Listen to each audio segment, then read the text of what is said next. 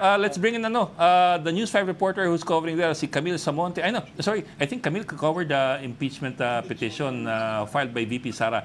Let's bring in first Camille Samonte of News 5 who covered VP Sara's press conference. I'm sorry, the allies of VP Sara.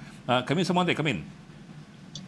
Yes, Bok, naghain nga ng petisyon itong si Attorney Israelito Torion, Attorney Martin Delgra at iba pang kaalyado ng mga Duterte sa Korte Suprema para hiringin na ibasura at huwag payagan ang Senado na isagawa ang impeachment trial kay Vice President Sara Duterte.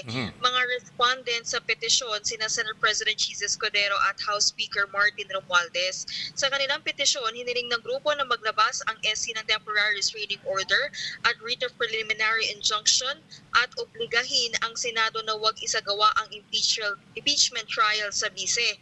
Gayit ng grupo, depektibo ang articles of impeachment na inihain laban sa bise dahil hindi umano nito nasunod ang constitutional requirement para sa verification at proper initiation ng impeachment proceedings.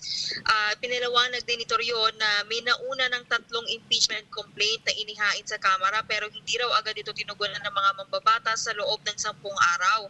Nakasaad daw sa batas na isang impeachment proceedings lang ang pwedeng ihain laban sa impeachable official sa loob ng 1 taon. Samantala, katatapos lang ng press conference ng Korte Suprema at pinagkokomento naman ng Supreme Court ang Senado, kaugnay naman ito sa isang petisyon na inihain nitong last Friday. Kaugnay naman ito din sa petition for mandamus na inihain ni dating Special Government Council ng Presidential Commission on Good Government o PCCG Catalino Generilo Jr. Hiniling ni Generilo Jr. sa SC na obligahin ang Senado na simulan na ang impeachment trial kay VP Sara. Ngayon, binigyan ng SC ng 10 araw ang Senado para magbigay ng komento. Iginiit din ng SC na agad nilang aaksyonan ang mga petisyon na may kaugnayan sa impeachment dahil ito raw ay maituturing na national concern. Kaya it will, and I quote, sabi ni Attorney Camille Ting, it will be treated with urgency because of the gravity of the matter. End of quote. Bok? Okay. Camille, yung 10 days na to respond ng Senado, that's a typical, di ba? That's a typical response of the Supreme Court to any petition, to ask for the other side first before it does anything. So I guess that's not really unexpected. Tama ba? Yes, Bok, normally naman yung pagtugon talaga ng Korte Suprema sa mga ganitong petisyon ay hinihingan muna nila ng komento yung respondent doon nakasubject nga doon sa petition. Pero kanina, naitanong din natin sa Korte Suprema nga kung meron ba talagang kapangyarihan na mag-intervene ang Korte Suprema dito nga sa impeachment proceedings. Kasi nga, habang tumatagal nga yung paggulong ng impeachment trial sa Senado, ang dami ng mga panawagan at ito na nga isa-isa na ngang inihain yung petisyon dito sa Korte Suprema. Ang sabi ni Attorney Camille Ting, kung titignan daw yung saligang batas, may binigyan daw ng kapangyarihan ang Korte Suprema na alamin kung nasusunod at naaayon sa saligang batas ang impeachment rules at proceedings. So yun lang daw yung kanilang pwedeng gawin. So kaya ito, 10 days yung binigay nilang comment for the first petition na was filed. Yung petition naman na final kanina nila Torion, hindi pa yan nakakalendar since kanina lang umaga yan na file sa SC. Di ba, Tito Ronald? Tama yun, Camille. Tama yun. Tama yun, Camille. Dahil yung role ng Supreme Court is to interpret the law, to interpret the Constitution. Halimbawa, ano bang ibig sabihin ng forthwith proceed? No? Halimbawa, anong ibig sabihin ng sui generis? Dahil yung impeachment, sui generis yan eh. It is unique. Hindi pwedeng sundan ng Senate yung usual schedules nila na break, no? Na break sila. Dapat nilang bawiin yung break nila dahil nga unique ang impeachment. Tawag nila diyan ay sui generis. Ed, hindi lang ikaw ang learned, ha? Oo nga eh. Naglalatin ka na eh.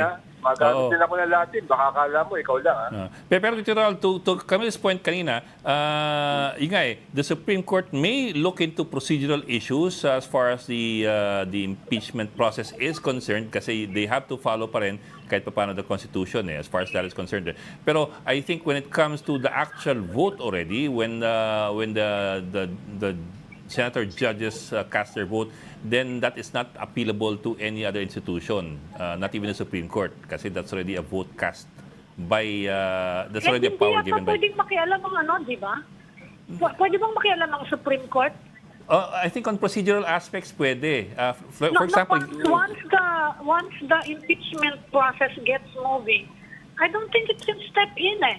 Hindi ba? Nakakatatlong impeachment na tayo, hindi sila nakialam eh. Mhm. Well, Yes. At saka yung Diba? Chief, at saka Hindi yung mo Chief makita Justice. halimbawa nung si Manny Villar, ginamit siyang fast track mode dun kay Erap Estrada. Hindi naman challenge sa Supreme Court nung Estrada camp yung impeachment niya.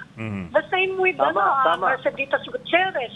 The same with yung kay Chief Justice. Diba? Tama, They tama. cannot Oo. step, hindi sila pinapatigil na hindi po tatakbo sa Supreme Court para huwag na naman ako ipa-impeach. well, let's see now. Tama yan. Kasi... Tama si Ami. Oo. Dahil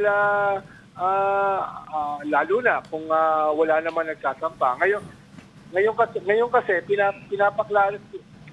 kasi ay hindi naman uutusan ng Supreme Court yung Senate. Pero very compelling yung magiging interpretation ng Supreme Court ng anong ibig sabihin ng forthwith.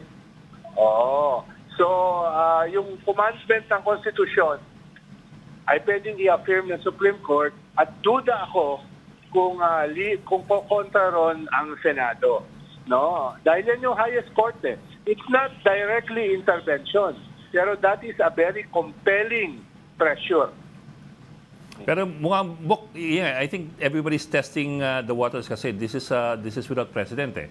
And that's why you have two people filing for and against with the Supreme Court. Kasi in the end, my understanding is that in the end, the Supreme Court has no business looking into the votation by the justice senators. But as far as procedural issues are concerned in the impeachment process, baka that's up for debate, and that's why you have these two petitions from both camps, from either camp. Halimbawa, Ed, no, halimbawa, mag-call ng special session ang presidente at sabihin ng Senate President, hindi pwede yan dahil dapat kami mag-request. Then that will be aakyat yan sa Supreme Court. No? Kung ano tingin nila dyan. No? So, yan will be a very defining issue. Kung sakaling magtawag ng special session ang presidente in relation sa impeachment. Dahil lang sabi ng Senate President, pwede lang gawin yan pag ni-request namin in relation sa legislation. Wala namang ganong qualification sa Constitution. Nabasa mo rin naman yan, Ed. So, pwedeng umakyat yan sa Supreme Court. Yeah. So, now we see Sabi naman ng test cases. Malacanang, magtatawag daw ng special session si President Marcos pag hiningi ng Senado, hindi ba? But even that is not in the Constitution. Pwede kasing graceful exit yun eh. Pwedeng graceful exit yun Yeah. para sa Senate President na parang hindi siya nag-impose.